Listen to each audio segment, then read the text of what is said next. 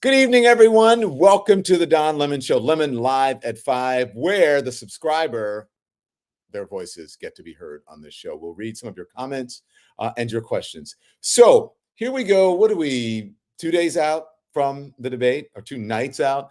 Kamala Harris won. The Vice President Kamala Harris won that debate the other night. That's not my opinion. That is now clear. It is clear, objective reality. She won on style. She won on substance. Well, she looked better. She wasn't orange. And now she's being rewarded with a significant bump in the polls. Not in one poll, not in one Snap survey, but in all of the legitimate polls that we have seen. We'll see if that holds, and we're going to find out what's behind it. We have perfect guests for that. But is it a temporary bump? That's what I want to know. Could it carry her all the way to November? That's what we're going to talk about. Also, we have some breaking news to discuss. Just moments ago, the former President Donald Trump announcing that he will not debate Vice President Kamala Harris again. Even he knows that he was obviously trounced the other night. Let's discuss now. All-star panel. I love these guys so much. Joshua Doss is a senior pollster at Hit Strategies. He's and he directs the organization's economics and Black voter department. And for the first time on this show, I've been on her show. I've had it with Jennifer Welch is the host of the extremely popular I've Had It With podcast. And trust me when I say you're not tuning in. If you're not tuning in, you're missing that show. You're missing something really great. Hi, guys. How you doing? Great. How are you? Thanks for having us. I'm doing really great. Congratulations on your big get for the debate, by the way. The former President Barack Obama was on your show, and I was rooting for you guys and bumping into you. That was amazing. It was great. It's always great to see Don. Thank you. I did. No, we did. We saw Don in the halls of the United Center, and Angie, my co-host of the podcast, and I screamed Don Lemon and just squeezed him as tight as we could. That was some great love there. Josh was like, wait a minute, I missed out on these moments. I don't think I would have gotten that. I saw you too. You just didn't recognize me. We walked right by each other like 3 times back there. Are you serious? Say hello? I did a little one of those, but you didn't recognize me. It's okay. I'll get you next time. You would have thought that I was running because people hadn't seen me and they were stopping me to talk to me. It was a little nuts. Okay, so let's discuss. I want to give you guys, we have so much to talk about. We're going to talk about the debate. That's our topic. We're going to talk about the post-debate polling, and we're going to talk about Trump's racist Haitian conspiracy, okay? So let me just give you a little context about what I said. As soon as the debate ended yesterday, we had early indications that Americans thought that Kamala Harris had won. According to CNN SRS, a Snap poll, Debate Watcher said that 63% to 37% that Harris had a better performance on stage. And keep in mind, prior to the debate, 50% of those polls said that they thought Trump would win, and 50% thought that Kamala Harris would win. But today got even more evidence that voters think that Harris cleaned Trump's clock. 2 important polls dropped just this afternoon. In a national poll from the Morning Consult, Harris now leads 50 to 45. Look at that face. I see you smiling there, Jennifer. Mm-hmm. That's her biggest lead ever in the Morning Consult poll. What is more, in national Ipsos Reuters poll, it's 47 to 42 in Harris's favor. So, Josh, this is what you do over at Hit Strategies. What do you read into this shift? And I understand some of the polling that you're going to share as well. So what do you read into this? Is it sustainable? Is this good? Is it just a bump that she might get right after a debate? Will it last? Yeah, so polling certainly doesn't tell us whether or not a leader is sustainable. The only thing that we can really do to predict that is look at the mechanics of how the 2 candidates are running their campaigns, right? And for folks that like Vice President Harris, they have a lot to be pretty excited about in that regard. I would say the bump is good, and it's directional data. Obviously, Don, as you know, what you want to be looking at is how she's performing in the swing states that matter, right, to win an election. We're looking at Pennsylvania, Georgia, Wisconsin, Nevada, the ones you know. And, looking at some of the data being broken down, she's performing pretty well there too. As far as it happening right after the debate, oftentimes there can be a little bit of wonkiness right after a big event, right? You'll have Democrats that are just more likely to respond to surveys, right? And to say that they're excited. There are things that we do as pollsters to account for that, down-weighting results and up-weighting results and the like, but it can make a little bit of a higher margin of error. But yeah, I would say all in all, it's good directional data for sure. Okay. So on the topic of Trump losing and losing badly, I just want to play. This is a great new ad. It's from the Lincoln Project. I want to get your reactions. Here it is.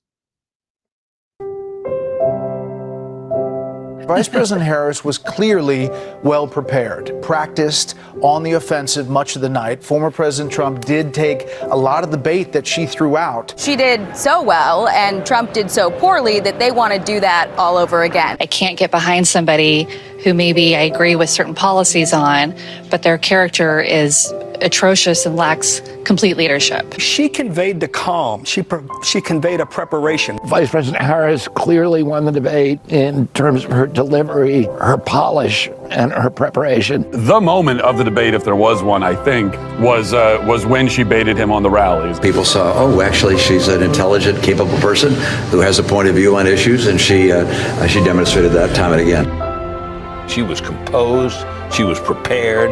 She kept her cool. She saw advantages. She took them. Donald Trump looked old tonight. Yeah. This is the difference between someone who's well prepared and someone who's unprepared. Whoever did debate prep for Donald Trump should be fired. Truly a difficult night.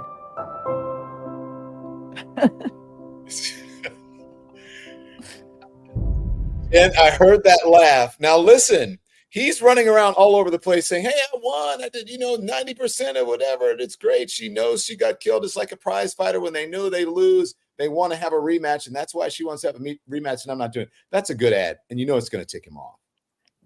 Oh, I mean, that's brutal, especially considering most of the people that are quoted in that ad that are speaking are part of the MAGA universe. I mean, it's not like Rachel Maddow up there saying that. It is people.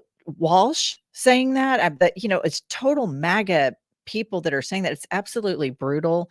And I think what happened with this debate is when Trump is removed from the MAGA bubble and everybody sees him through the lens of a normal person's perspective, the craziness comes into focus. And even they couldn't deny it. If they sane wash all of his rallies, they can prop him up and act like he's so with it and he's their big champion. But when they see it through the lens of every American, they're incapable of doing that, or they'll diminish their own careers and their own credibility.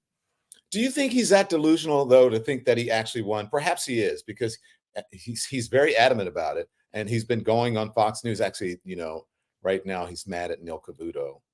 We'll get that up in a second, but he's mad at Neil Cavuto and one of the Fox hosts. But do you think he's that delusional that he thinks he won?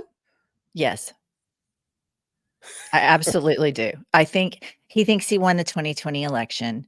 He thinks that he's People Magazine's sexiest man alive, Time Magazine Man of the Year. This is delusions of grandeur that needs to be in a petri dish and be studied. I mean, this will be in many textbooks that are going to predate his life, describing malignant narcissism, megalomania, delusions of grandeur. And now you see at his rallies, he demonstrates what psychiatrists refer to as flight of ideas. And I think he's going to be a case study for centuries to come. Josh, Frank Luntz, right? The pollster Frank Luntz. He's a legendary pollster strategist. And I think it's important to remember that he's never really been a Trump supporter, not a huge Trump supporter. You wouldn't call him MAGA, but he's a longtime GOP operative. And I want to play, this is his reaction. Pay close attention, everyone. This is his reaction to Trump's debate performance. Watch. Kamala won, and does that mean she may now win the election? I think more accurately it's that Donald Trump lost. And this is not the worst debate performance I've seen in my career, but it's very close to it. The conversations about people eating dogs and cats, calling the leader of Hungary one of the greatest world leaders, repeatedly missing the opportunity to focus on inflation and affordability, and the complete inability to present his point of view without completely tearing into her, into Joe Biden, into whomever was in his sights. It was a pretty negative performance, pretty pessimistic, cynical, contemptuous, and I think that this will cost him. Yes, I'm trying to decide if I want to go on record, and the answer is yes. I think that he loses because of this debate performance. Wow. Yeah. Listen, Joshua, you know that as someone who does focus groups and at Pollster, you don't want to go and make predictions, right? Because there's always the videotape out there. But I think Frank Luntz is a pretty smart guy. And he thinks Trump's debate performance lost him the election. What do you think of that, Joshua? Yeah, like I'll say Frank Luntz is a brilliant pollster. I am surprised that he went on record saying that. I do think that debates have a really long history of not moving the needle very much outside of this very last one, right? So I can understand a willingness to think differently than the history of debates moving folks 1 or 2 percentage points. I also think that Frank Luntz is really well aware that Trump's job was not to look good in front of the left or independents. Trump's job was to turn out that 47 to 46% that loves him regardless. He's always running a primary. He never runs a general, right? Throw red meat to his base. And I don't think that Trump did as bad of a job doing that as some folks are saying.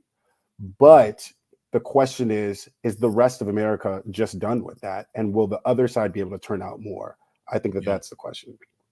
I agree with you. My analysis right after the debate was that on substance, on facts, on style, on her legislation, whatever you want to call it, that Kamala Harris clearly won, right? By getting her message across. She was the clear winner there. But he did win. I believe that he won over his supporters because they are out still saying that he won. A lot of them are. The folks on television, they've got to have some credibility and they'll tell you the truth. But some of his people really believe, and I spoke to some of them yesterday, that he actually won the debate. What do you think, Jennifer? Do you agree with Frank Luntz? And you know Frank Luntz well. You've seen his work. He's a longtime operative. I do think that he's correct. I am frustrated that it boils down to a few states and that the turnout could in those states, the margin of error could be so slim. We're talking about, 10,000 votes or so. But I think what amazes me and leaves me so incredulous is that the debate ended him. It's not the insurrection, the grab him by the what, the racism. It's like, I feel like if somebody were to say to me, I voted for him twice, but that debate did it. I'd be like, oh, so now you're finished with him? I've never seen somebody with so many lifelines as this guy. And we're always moving the goalposts as to what finishes Trump, what finishes him. And now we're at the debate stage. Now the debate has finished him. So I hope Frank Luntz is right. But as a human being and as an American citizen, I'm frustrated that the goalposts are constantly moved as to what is going to be Trump's demise. And it should have been ages ago when he came down that escalator and spewed racist things about immigrants in this country. That should have been the end of it. They're bringing drugs. They're bringing crime. Rapists. Yeah. You're right. And while we're here, I would love to, if we can, let's bring up the January 6th sound, and then we'll go to it in a second from the debate. But you're right. Mr. President, on January 6th. Oh, there it is. We have it. Okay, here it is.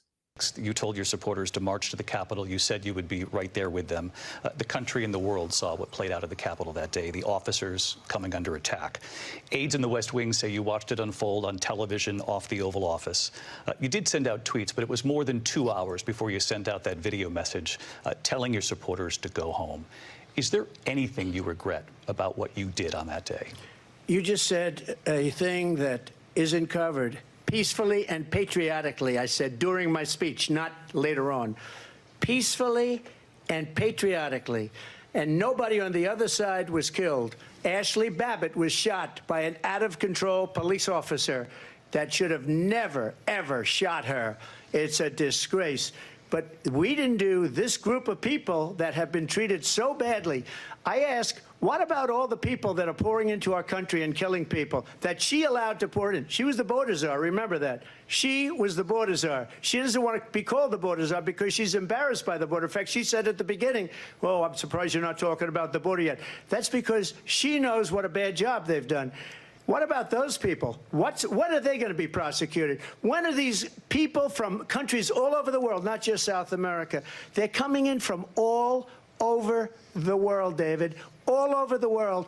And crime rates are down all over the world because of it. But let me just when ask are those, David, when are those people going to be prosecuted? When are the people that burned down Minneapolis going to be prosecuted? Or in Seattle? They went into Seattle. They took over a big percentage of the city of Seattle. When are those people going to be prosecuted? Okay, listen, as I've been saying this, those people, there are people who have been prosecuted and they got far worse sentences than people on January 6th. So that part was a lie. But you know what, Joshua, the more I look at it, that debate night, we expect Donald Trump to behave in a certain way. And of course, he lived up to it. But the more I look at it, his ranting seems to standing next to Kamala Harris, who's giving him the look like, I have no idea what you're talking about. He seems more unhinged in that debate. And I can see how that was disqualifying for a lot of people. I agree with Jennifer that this should have happened long ago, but perhaps this is the final straw and people are willing and ready to turn the page, as Kamala Harris has been saying. But he looked crazy in that debate. Yeah, he was. I mean, Trump has always, we saw in that last clip, right? He starts one place, he ends up somewhere else. He's always been a pretty undisciplined messenger. He's always been a little off his rocker in that way, right? I think the difference is we weren't always 8 years into this, right? We weren't always at the level of attrition that we have, right? And so Trump's the same old playbook that Vice President Harris is doing a good job of pointing to, not letting it just go over the head and respond, but saying like, look, he just keeps doing the same thing. He did the same thing back 5 years ago. He did the same thing 10 years ago. The same old playbook. It is getting a little bit tiring for independent voters, particularly in some of those swing states. So if, to Jennifer's point, if this is the debate or the thing that buries him, it would be pretty unfortunate. But to your point, Don, it would make sense because of where we are in the history of Donald Trump on the political stage in America. Mm-hmm. Jen, as I mentioned at the top of the show, we have some breaking news, and I just wanted to make sure that I read the post right. Okay, this is Donald Trump's post on the debate. We announced that he's too scared. He announced that he's too scared to debate the vice president again. So let me read this quote in full. When a prize fighter loses a fight, the first words out of his mouth are, "I want a rematch," in all caps. Polls clearly show, we're talking about his delusion, Jennifer. Polls clearly show that I won the debate against Kamala Harris, the debate's radical left candidate, on Tuesday night, and she immediately called for a second debate. She and Crooked Joe have destroyed our country with millions of criminals and mentally deranged people pouring into the USA, totally unchecked and unvetted, and with inflation bankrupting our middle class. Everyone knows this. And all of the other problems caused by Kamala and Joe, it was discussed in great detail during the first debate with Joe and the second debate with Comrade Harris. She was a no-show at the Fox debate and refused to do NBC and CBS. And this is all caps, you see it at the bottom. Kamala should focus on what she should have done during the last almost 4-year period. There will be no third debate. Your thoughts, please, ma'am, and go ahead. Take your time doing it. I mean, first of all, I would just want to say, does that make you feel like a tough guy? Do you feel like a big tough guy whipping out your cap logs? Come on. He knows that, and the people surrounding him know that when he was on trial for his 34 felony convictions, his poll numbers went up because he was out of the public eye. And now that he's out talking about Hannibal Lecter and boats and migrants eating cats and dogs and all this crazy BS that he spews, he's having problems in the polls because I think there are degrees of MAGA. I think there is the MAGA cult, and these are the people that you see that buy the NFT cards that are still waiting for them to come in the mail because they don't understand they're digital, that are buying the Trump Bibles, the tennis shoes, etc. That's the cult. And then you have, I live in Oklahoma City, you have a degree above that in states that are kind of reddish, and then my city's purplish, where these are people that are a little bit embarrassed to admit that they're going to be 3-time Trump voters. And these are the most dangerous ones and the most insidious ones, because the ones that are loud and proud, you know it, you know you can't reach them. That's all cooked in. But I'm talking about what I would consider, they would consider themselves polite white people. They're okay with racism. They're okay with him demonizing a group of Haitian immigrants and basically saying they eat pets. And they don't, they seem to be unbothered by the fact that Trump is the criminal. Trump is the one that is a con artist, wrecked the economy, et cetera, et cetera. And these people I've had conversations with around Oklahoma City, and you always know they're going to vote for Trump because they say this, are these the only 2 choices we have? And I'm like, oh, I know they're voting for Trump. Because that's a false equivalency to put Kamala Harris, who has been incredibly ambitious, intelligent, poised, and she's had to work a lot harder than I had to as a woman because of her melanin and her skin. And she was Attorney General of a state, a senator, Vice President of the United States, and now a candidate for President of the United States. And it's just insulting to me and to my intelligence and to my ability to critically think to say that she's somehow on the same playing field as this convicted felon, racist, grifter, con artist. It just makes me crazy. Well, that's the thing that gets me. People talk about all kinds of reasons that he's disqualifying. As I watch the shows, I watch the morning shows, I watch whatever. And I said, is anybody going to talk about the racism? Because that's really the underlying factor in all of this. And since you said that, okay, I don't know if you guys caught this last week, but Maggie Haberman of the New York Times wrote this fascinating piece ahead of the debate. And I'm going to quote here, so bear with me. It's a kind of a short passage. Trump advisors worry that he will not be able to stop himself from showing his deep contempt for Ms. Harris or from seeming to lecture a female opponent. While Trump respected Hillary Clinton as very smart and a hard worker, Mr. Trump genuinely believes that Harris is unintelligent and lazy, to your point, okay? Top advisors and allies say. In private, he uses extremely misogynistic language to describe her and gossips about her past romantic relationships, including Willie Brown, the former mayor of San Francisco. That is fascinating to me, Joshua, because, well, actually, let me let the woman respond to that. Do you see the misogyny in that, Jennifer? Because it's fascinating to me that he respected Hillary Clinton, but now he earnestly thinks that Kamala Harris is dumb. I wonder if he still thinks she's dumb because she wiped the floor with him. I think, and this is just my own opinion, I think that he thinks Kamala is attractive. And here's why I think that. Because when there was the Time magazine sketch of her, and there's that clip where he's like, I mean, she looks like Melania. She's beautiful. And I think that the fact that Kamala is attractive has really thrown him for a loop. So what is he talking about? He's doing his quote unquote Melania's words to Anderson Cooper locker room talk about her sex life in the past. Meanwhile, he's the one that has 3 wives and, screws the porn stars and the Playboy bunnies, blah, blah. But we never, slut shame a man. But there's something about her and how attractive she is that I think intimidates him. I think it's more vapid than her intelligence. I kind of think he has a little bit of a crush on her, and I think it's thrown him for a loop. Joshua, what you think? Yeah. I don't disagree with that. She looked like the most beautiful movie star ever. She looked like a great first lady. She's attractive.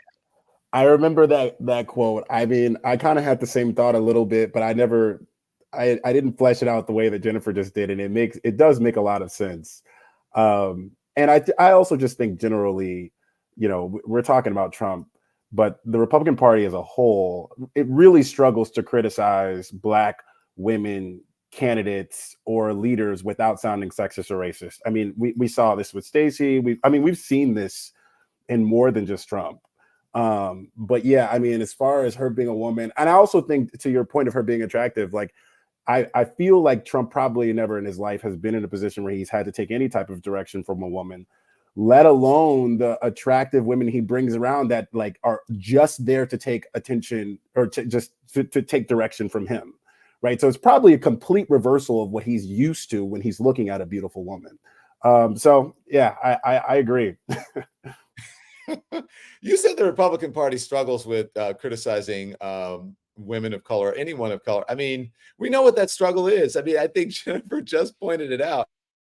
And I mean, they're leaning into the racism. The racism is built in, and they're not even aware of their racism, or maybe they just don't even care, considering that he's the messenger. And I believe he's the one who's speaking for them. But let me put this up, right? Because I want to move on. We got a whole lot to put up.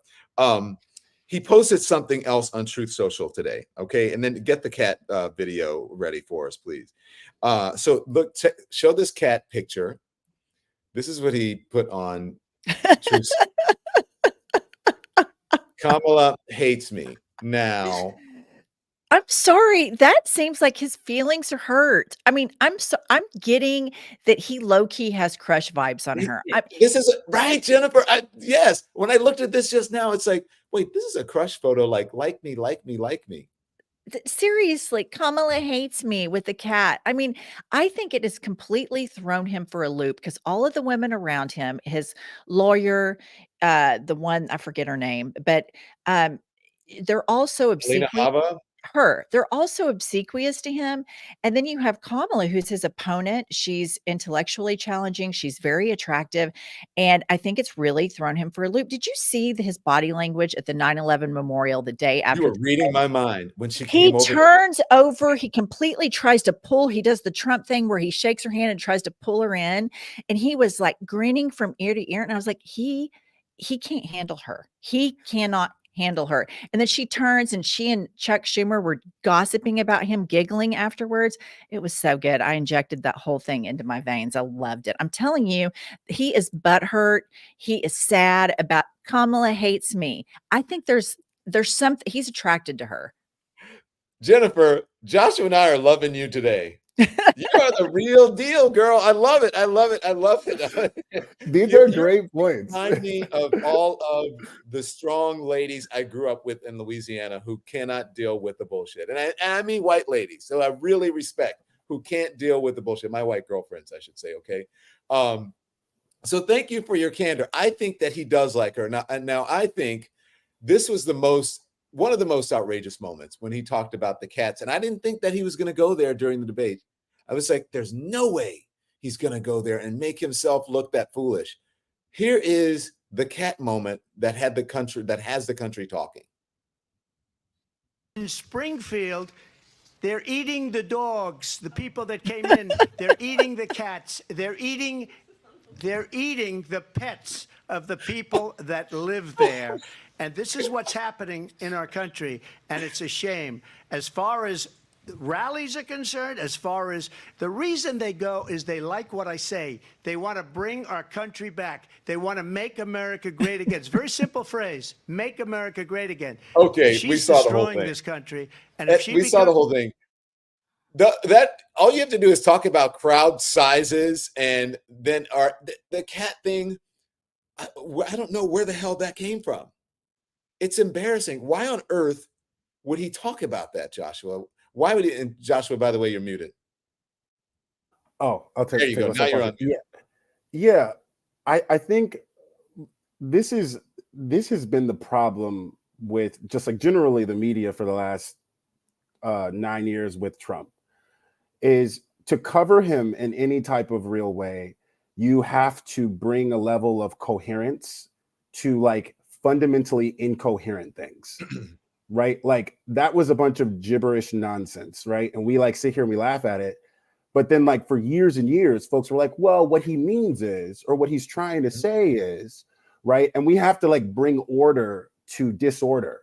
And so like there is no coherence in that sentence, in that idea, in that pattern of thought, right? And I'm not even going to try to bring some order to it, because it is fundamental. It's crazy. It's crazy talk. Well, let me talk about something else that's crazy, because I saw JD Vance today on the campaign trail.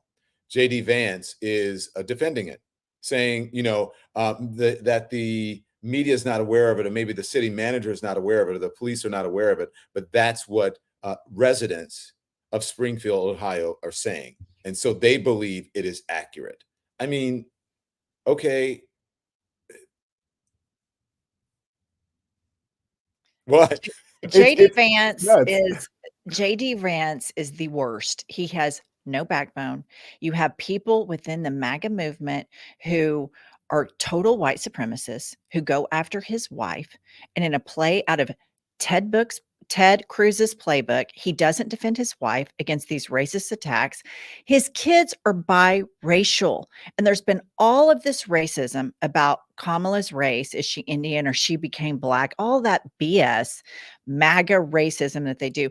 And he cannot stand up for his wife and kids. So it doesn't surprise me that this man is saying that, oh, somebody in Ohio told me that people are eating cats and dogs.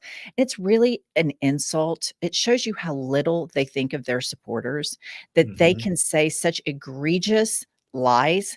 And these people, they lap it up. It's like the politics for people that lack critical thinking. Yeah. And they're never going to beat the weird allegations, bringing up people eating. Like, they consistently lose to the allegations of them being weird. They're like, don't call me weird. Anyway, so they're eating cats and dogs, and they're sending Jewish children to the moon to spy on your abortion. Like, what? What are you talking about? Yeah. Let me just say that making the point, and I think, we love Anna Navarro, right? I think she can make the point as well as, or even better than we can sometimes as a political strategist and a former Republican, where he says these deranged, crazy things about the cats, about Haitian people. And she said, we laugh at him, right? As we are now. But she mentioned what she's saying, exactly what you're saying as well. But it is dangerous. This is my friend Anna Navarro. I believe it was on CNN. Let's see. Night before the debate, I think, and we had an entire segment, I think it was Tom Foreman, who debunked this. Now, if you're not on Twitter, if you're not on whatever the hell it's called now, and if you're not watching CNN, this thing that Donald Trump all of a sudden said about immigrants eating cats and eating pets came out of left field, and you thought he was completely, absolutely insane. If Joe Biden had said the same thing, he would have been pulled off the stage and sent immediately into a loony bin. But because Donald Trump gets away with being Donald Trump and saying crazy things, what's happening with Donald Trump? Like Kamala Harris says, it is a page from an old, tired playbook. He always goes against immigrants, tries to cause fear, tries to build that into folks going out and voting out of fear. Last week, it was about Venezuelan gangs taking over Aurora, Colorado. The officials of that city said that story was false. This week, it is a completely made-up story about somebody eating a cat and it turning into Haitian immigrants. This is, though, it may be funny to some people. A lot of people have done funny memes. It's also incredibly racist and incredibly dangerous. Because I remember when a whack job triggered by things that were said against Latinos took a gun and went and hunted down Latinos in an El Paso Walmart. And I remember when a whack job triggered by conspiracy theories about the Comet Pizza place in Washington, D.C., and the sex ring that the Clintons were supposedly running there showed up with a gun. So it's crazy.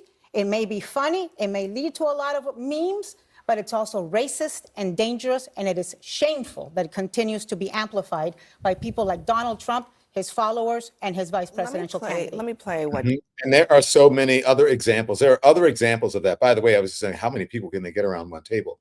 But there are so many other examples of that, Jennifer, look at the guy who went into the supermarket in Buffalo, and on and on and on. People who end up with these racist manifestos, right? And they are part of the MAGA movement. And let's just be honest, as we have been saying, and after Georgia, this is a predominantly white male problem, young white male problem. And most of the time, they align and agree with the former president. I agree with everything she said so eloquently and so beautifully. And as a white woman who was raised in white circles, lives in white circles, socializes in white circles, this is the last thing white people need. White people need to hear arguments for being empathetic towards people of color. I remember I had some friends over to my house after Barack Obama won, and I was so excited. I had the yard sign. My kids had little "Yes We Can" t-shirts. I was all chips in on it. And a casual friend of mine comes over and she says, I guess we're going to have to start calling Air Force One Afro One. And I was like, excuse me? And white people know these whispers are said all the time. And if there isn't somebody of color around, it's excused and you don't really say anything about it and everybody moves on. And so living in a red state where I see racism, I hear racism, I've heard it my whole life. And you have to actively remind yourself not to fall prey to the racist indoctrination that you were raised in. So the last thing, if we're going to heal and overcome all of the racial issues that have destroyed so many communities in this family, the last thing white people need to hear is crap like that. Because then what happens is, I've been in grocery store lines in Oklahoma City before, 2 women speaking Spanish and a guy right behind her going, excuse me, are you going to speak American? And after now I speak in and I say, it's English and they can speak whatever language they want. It's a free country, but also it's an open carry state here. So then you're scared. And it's just this Pandora's box of racism and fear and lack of civility that he has bred. And I believe that a lot of white people can be swayed out of their racist indoctrinations. But with Trump at the top of the ticket, spewing this stuff and scaring everybody nonstop that people that don't look like them or might have an accent are going to commit crimes against their pets, their kids, their wives, or themselves. It's the last thing those communities need to hear. It's the last thing the nation needs, especially a nation with such a horrible history of racial crimes towards innocent people. That's a tough lesson, Joshua. And we know Jennifer's right. But we know so many of our white brethren don't agree with that. And when we point it out, right, they call us race baiters and race hustlers. Now, I'm not sure what they call you, Jennifer. I don't know if they have a name for you. If they, yeah, I'm sure you. I'm sorry? I'm woke. You're woke. Right. Another pejorative. But how do we get to that? How do we get to that where people are as thoughtful as Jennifer? Do you think that we can ever get to that? Obviously not before the election, but sometime soon? Or with Trump in the White House, if he returns to the White House? Trump in the White House is certainly a huge step backwards to that end goal, for sure.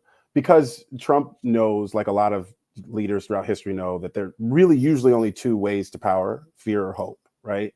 Like we saw a beautiful display of that with Barack Obama and hope, and we saw Trump, scare people into making them feel like he's the only thing that could protect them. And so we definitely don't get there with Trump. I think that there are some encouraging data when you look at younger voters who are just first and foremost more racially diverse. And they're more racially accepting of one another when it comes to a lot of these issues in particular, but also just dealing with each other. And so I think that when you look at the younger generation, there are some things to be hopeful for in getting rid of this poison that has plagued our communities. And by the way, also, I'll say this, Jennifer, it doesn't just hurt people of color when they're on the receiving end of race. I also feel like racism hurts white people. White people miss out on the experience of humanity in so many ways by seeking supremacy over humanity, right? And so I think that we can get out of that looking towards the younger generation that has a different perspective. Jennifer, will you respond to that? And also my question following, if you can respond to Joshua, is you said that you confront people. Do you confront people in your own social circles? I think I know the answer to that. And what's their reaction? Yes, I do confront them. To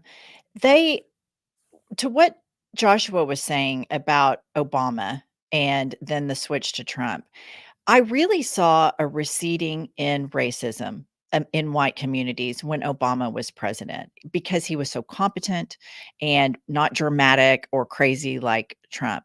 But then Trump started triggering something in them that was indoctrinated throughout their whole lives. And that racism about he's not quite American. And then all of a sudden, white people got mad because a black man was in the White House eating off the china, sleeping in the bed.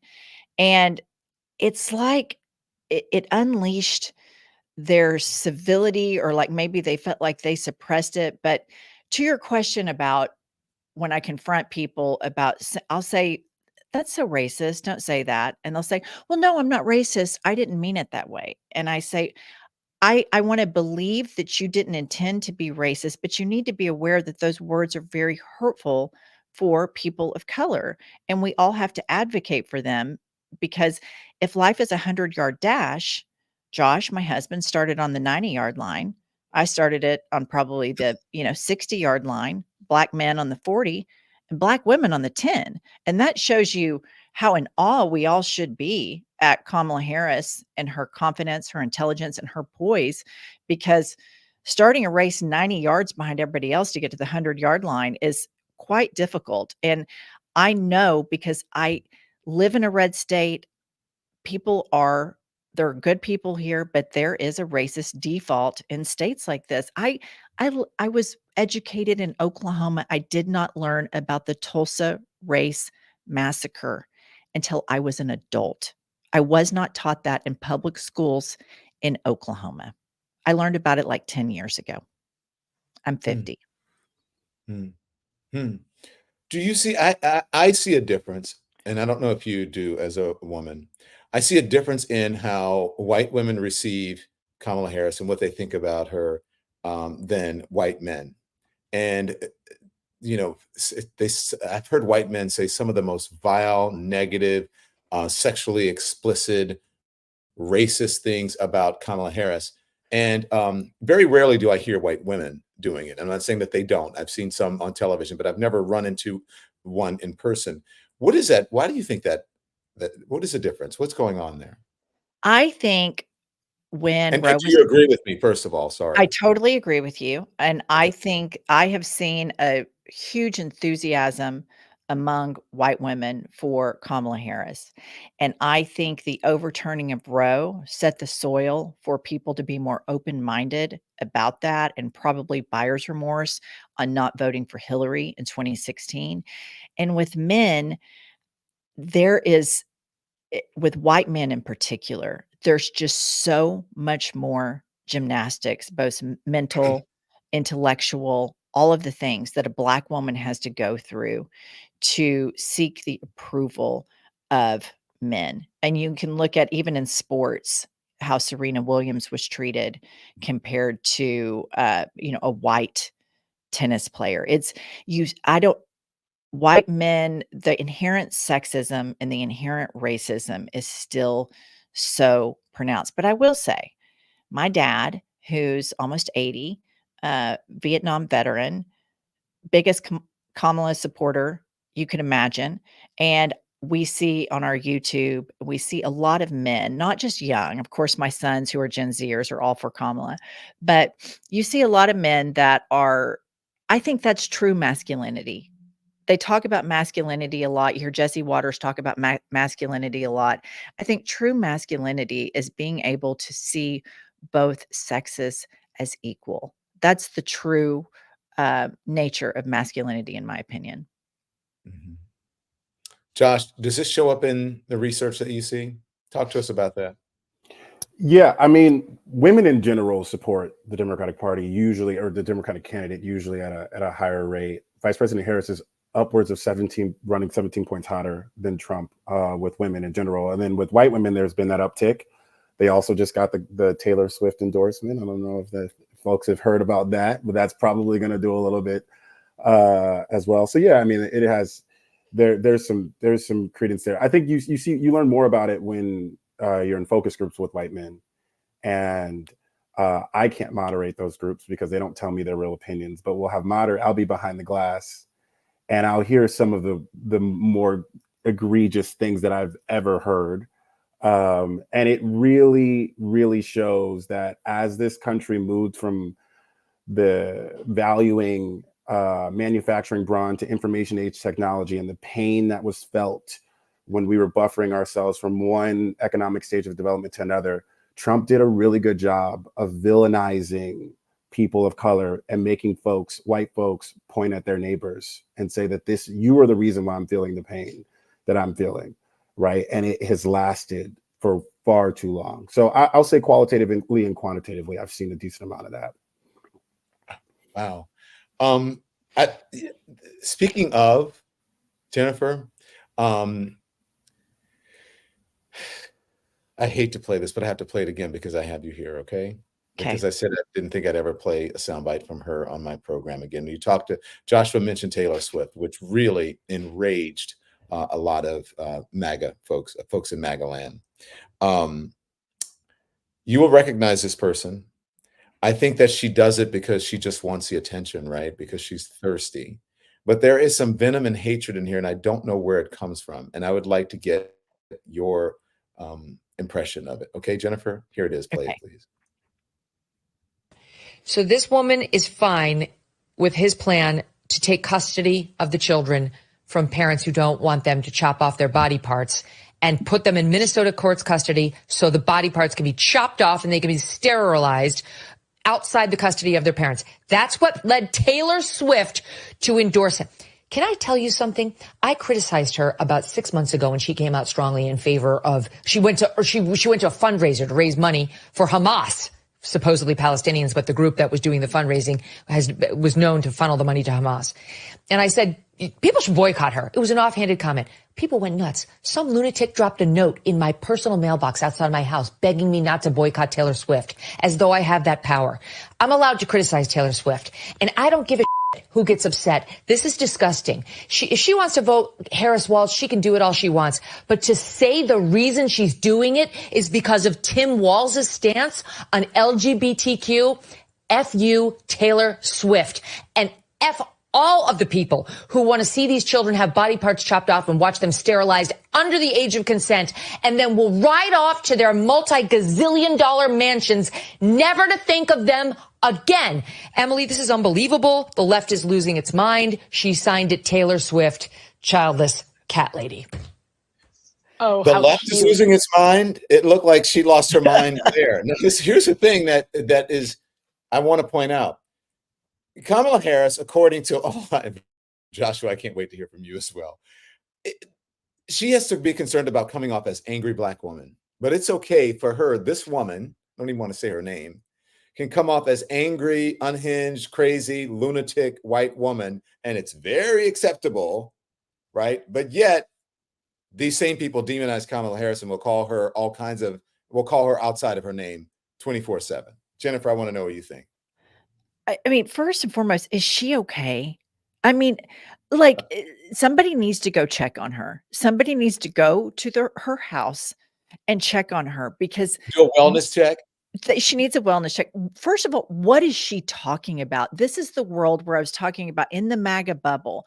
You can talk about taking custody of body parts and chopping off body parts and taking custody of kids, all this crazy stuff that everybody knows is not happening. You can talk about the post-birth murders that basically says that all of these American hospitals and medical doctors and scrub techs and nurses are murdering babies, yet we haven't heard about any of this in the news, and that people are eating cats and dogs.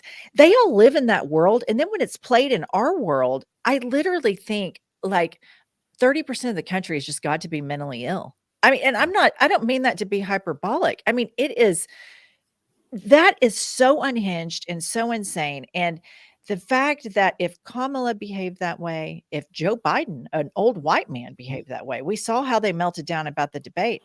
But that's the way Trump behaves. That's the way she behaves. And I'm like, why do they get to be crazy all the time?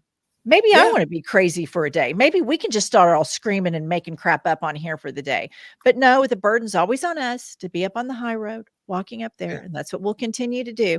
But for all of those people, the high road is clearly closed. And that's just bottom feeder city over there.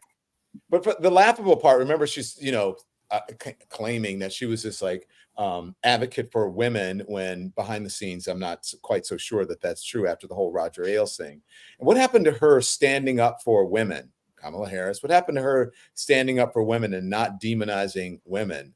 Taylor Swift, because she said, for one, she obviously hates Kamala Harris, but then she said, go F, like you can go F yourself or whatever she said to Taylor Swift. How is that being supportive of women? She can disagree with her without calling her out of her name. I'm just going to say jealous, party of one, your table's now available. Jealous, party of one, your table's now available. I mean, come on. That was pathetic. She's eaten up with jealousy. It's as clear as the nose on my face. I've had it with that woman. You need to do that on your show. I've had it with crazy, unhinged blonde ladies, but you're not one. There's a strong argument to be made that I would fall into that category, but we'll leave that up to your subscribers. Josh, I know you want to weigh in on this because you were reacting a certain kind of way when you heard that. Yeah, I mean, I think it really just shows, you know, I went to school. I don't talk about this a bunch. I'm from the west side of Chicago. I went to college in South Dakota, right? So I've been in the red states with the white folks, right? And during that time period, when you would talk to voters, they would talk frequently about their vote being based off of Trump's position on the southern border. Now, I don't know if you've seen a map, but South Dakota is not near the southern border. But it was real though. The fear that they were feeling, it wasn't present, but you know, they would cry and they would like it was, and that's when I realized that fear and anger are part of the ingredients to a candidate like Trump. We ask this in surveys, what are the feelings you're leading into this election with? We give a bunch of options: happiness, hope, anger, fear. 41% of folks that said that they were going to vote for Trump say that they're leading with the feeling of fear. They're afraid. 28% say anger. And honestly, those numbers were kind of similar with Joe Biden as well. It wasn't until Vice President Harris entered the conversation till we see a candidate that 39% say that they're leading with hope, right? And so it's a beautiful contrast from what's over there to what's over here. And then they're too cute by half, Jennifer, with a deliberate mispronunciation of her name. Because it's so easy to say her name, comma in a sentence and la, but they got to go with that Kamala. I wonder if that's to otherwise her because it sounds more Indian and more foreign. I think any time they can demean or belittle specifically a person of color, there's always a jump on to do that. If you go back to my story about my friend that thought it would be really cute and just a real knee slapper to call Air Force One Afro One, and how racist that is. And I think that these are microaggressions, mispronouncing her name. And if I had to sit around and listen to Jesse Waters and that woman whom you just played and Sean Hannity, I'd be mad all the time too. But I think I say this all the time to my friends in Oklahoma City that live in a gated community in the suburbs and have never fallen prey to crime in their entire lives. They're wound up like cheap clocks over the border and this violent crime. And I'm like, when's the last time you fell prey to crime? And how is the border impacting your gated community? Are they ambushing the HOA? What's going on there? There's no answer for it. But there's something that this throws out that feeds into this white entitlement. And we are entitled, white people feel like they're entitled to the world, to be angry. I don't know. I know what it is because I grew up around it and I know people like this, but I'm also like, come on, turn off Fox. Quit listening to that cuckoo for Cocoa Puff podcaster. I mean, you'd be mad all the time if you heard that crap 24/7, 365. I mean, I'm mad just after listening to that. Look, I got to tell you, I hadn't watched Fox News in a long time because it had gone so cuckoo Cocoa Puffs crazy. And I used to watch because I thought, you know, not very many truthful things came out of their mouths, but they're great performers, right? Because, and they can be great performers in a way that Donald Trump can be a great performer because they don't have to abide by facts and truth. So they can just sort of say whatever they want and get away with it. There's no canceling them. Nobody gets mad. You know, they can call her, you know, the Haktua girl, right? The new Haktua girl, and still have a job the next day. Right. That doesn't happen for other media. You would be pulled off the air. By the way, you don't like my music, who's in the chat, says to you, Jennifer, Afro One sounds kind of badass. I was thinking that the whole time. I was like, they got oxtails on there. What they got on Afro One? It does. And I think if a Black person named it that and as a way to prop up the Black community, but this was a person being racist and trying to diminish his accomplishments. But I agree, it could be a great album. It could be, I mean, maybe you can drop an album Afro One. Jennifer, people are loving you in the comments. They're loving you, Joshua, too. Joshua, what's up, Chi-Town? Says Zonia C. And Jennifer, they're loving you. They are, let's see. I'm looking at Josh's face, LOL, Mike O'Reilly, as you're talking about this. Nina Hernandez, mispronunciation, VP Harris's name is intentional. Of course it's intentional. And then there are folks who are in the chat who are saying, Jennifer, that they hear it all the time. They experience what you're saying all the time about the language thing, about people saying things to their white, brothers and sisters that they wouldn't say to an African-American in the company of African-Americans. And it says a lot that you, Joshua, that you can't be a part of even those focus groups because of the craziness. Ruins the data. I tell my clients, they're like, "Oh, can you moderate this?" I'm like, "Nope, you won't get anything out of it. You won't get anything real." Really? So we gotta hire the white moderators so that they can start saying how they really feel about people of color. Yeah, it's not fun. That's very interesting. That's really interesting to me. That's why I say I don't know if you guys saw some of the work that I did as I was going to the convention, because I got to speak to people about who they were going to vote for, what they thought about, how the election was going. And they said things to me that they said that they wouldn't say to other people because they felt like they knew me. And so I'm wondering if those people those black men who are saying that they are going to support Donald Trump, some of the black women, some of the white women who said they were going to support Donald Trump, I'm wondering if those people are even picked up in polling.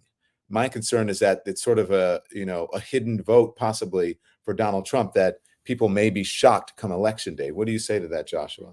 There are some things that we can do to lessen the folks that we're missing. And there are some things that we can do to actually catch implicit bias with our surveys. We do them often at Hit Strategies. But to a certain extent, I say it all the time, people lie to their therapists, people lie to their pollsters, right? Like it does happen. And so, we can be as good as we are at looking for non-response bias, response bias, up and down weighting the data. But there are people that are just, it's called social desirability bias. They know that they're going to vote a little bit differently, but they're looking at that poll and they can't even get themselves to say, I'm going to vote for Trump, but they're going to. You think even among, but my concern is that those black men are not being picked up in polling. Those black women are not being picked up in polling because I've never, or once I had someone ask me to do a survey for Nielsen, or twice. But that's what I'm saying. Maybe those people aren't being picked up, so the polling is not right. The thing that we see often when we finally do get some of those black men in focus groups, in dyads, triads, quad boards, is there is among the ones that like Donald Trump, they are actually less likely to participate in elections and even be registered to vote. Right now, that does not mean that we still won't see a decent amount of black men voting for Donald Trump, but there's just a higher percentage of folks that aren't registered to vote and don't vote at all when we're looking at black men that have a favorability for Donald Trump. I will actually say, though, the gender gap between black folks is a lot smaller than the generational gap. Older black voters see Trump and Harris very differently than younger black voters, particularly black men. And so that's actually an area that we're looking at a lot more. Explain right that. now. How do they see them differently?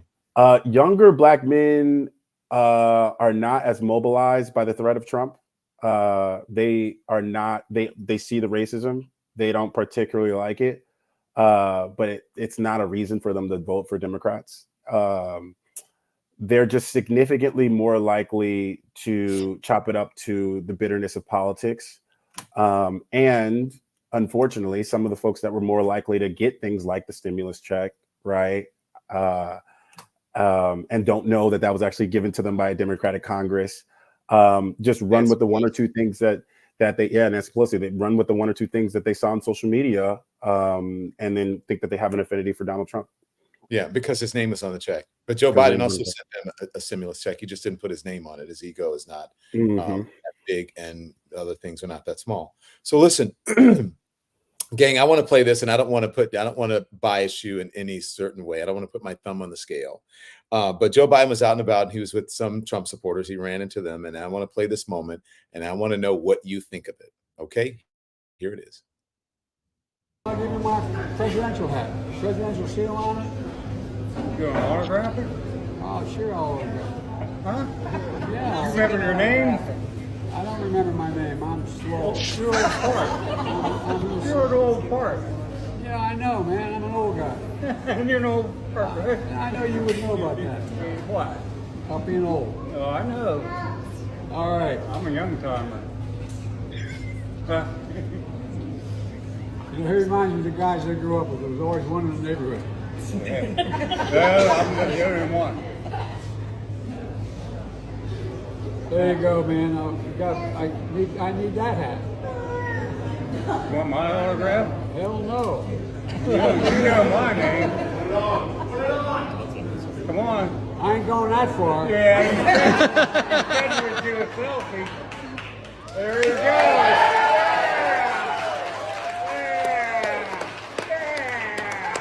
Hey, I'm proud of you now. You old fart. Huh? Just remember, no eating dogs and cats. Hey, they're good. Thank you. They're good. Kentucky Fried Chicken. I hope you like Oh my gosh. Okay, Jennifer, what do you think? You know, it reminds me of an older era in politics where somebody could do that, put on the Trump hat and joke around and it'd be fine. But in today's day, I think of Kamala Harris's people and the DNC and everybody going, oh God, no, we put on the hat, where he was just joking around, having fun, talking to somebody who's, totally in the MAGA cult. They had a friendly conversation, friendly banter, kind of like, it reminded me of like a John McCain moment, when he was out, when he was kind of up against all of these crazies, and he'd be like, no, ma'am, that's not what's going on here. But I just have such a fondness for Joe Biden because I live in a red state. And when he won, I thought, oh my God, finally, we're going to have a blue president to protect us from the worst impulses of these red state politicians.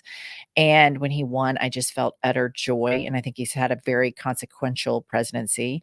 And now that he's a lame duck, I hope he just starts quacking and signing executive orders and doing all sorts of stuff and just becomes unleashed with his pen. I'm here for it. I am seated. I cannot wait. He's got new powers from the Supreme Court. This is why I should never be a politician. I'd be like, Clarence Thomas, you're fired. Out. Hit the bricks. Alito, out. Hit the bricks. Your wife's a nut. Tell her I said so. I mean, but anyway, that's why I'm a loudmouth podcaster with a microphone and not in politics. Just keep signing those executive orders. Josh, what'd you think of that moment?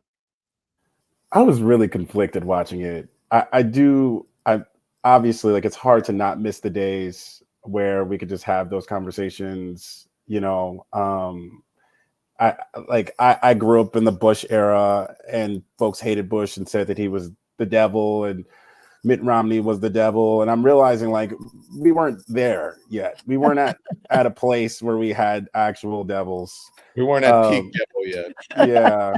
So, I mean, I definitely have like an affinity and want us to go back there. I also think, like, looking at the kids back there, I just think about real things with what that Trump hat means, right? We talk about school shootings. We talk about universal lunch. We talk about healthcare. If one of those kids grows up to be queer, I mean, that Trump hat means a lot. And I don't know how I feel about like the cordial nature of just being like, sometimes we just switch teams. You know what I mean? So I don't know. I don't know how I feel about it. No, that's your feelings are your feelings. And then we allow people to have their feelings. I'm with you. And I saw your face. I was torn about it. And then I was like, they're making fun of the president. I thought that a little bit, but I like to see that he's a good old fashioned politician, right? Go out and shake hands and meet with the people, even if you don't agree with me. So I like that part of it, but I agree with you on the hat. It's tough to watch because of that hat. At least I think it just said Trump. At least it wasn't a "Make America Great Again" hat, which really sort of conjures up certain things for folks. But yeah, I feel you.